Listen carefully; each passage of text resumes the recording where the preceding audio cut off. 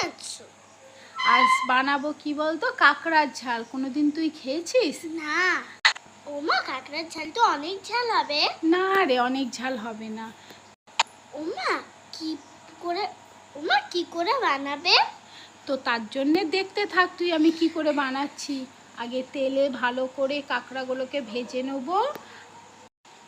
তারপর এখানে আমি সেই তেলেই পেঁয়াজ ও টমেটো কুচিটাকেও ভেজে নেব। মশলাগুলো কখন দেবা? দাঁড়া, সবে তো টমেটো আর পেঁয়াজ দিলাম। টমেটো আর পেঁয়াজটা ভাজা হোক। দেখ, এইবারে মশলা দিচ্ছি।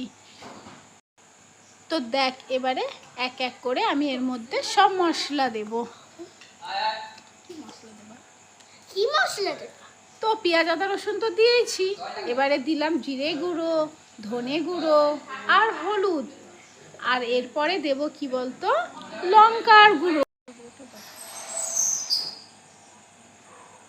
মা, ঝাল হবে তো, আমি খাবো কি করে? না রে, অল্প লঙ্কার গুঁড়ো দিয়েছি, খুব ঝাল হবে না। আর কাঁকড়া একটু ঝাল না হলে ভালো লাগে না, জানিস তো। দেখ, স্বাদ মতো এবারে নুনটাও দিয়ে দিলাম। এরপরে তুই বলছিস না ঝাল ঝাল ঝাল, তার জন্য সামান্য আমি কিন্তু ওর মধ্যে চিনিও দেব। তো চিনি দেব তো। হ্যাঁ। দেখ দেখ, সামান্য চিনি দিয়ে দিলাম। এবারে টেস্টটা বেশি সুন্দর হবে। আর কি দেবা? এরপরে কি দেব বলতো, এরপরে আর কিছুই দেব না। অল্প করে একটু জল দেব, দিয়ে এটাকে সিদ্ধ হতে দেব।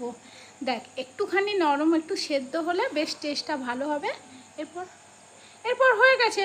গরম মশলা দিয়ে দিলাম। ওমা, ভাত আনবো? হ্যাঁ, যা ভাত আন। এবারে তোর কাঁকড়ার ঝাল রেডি।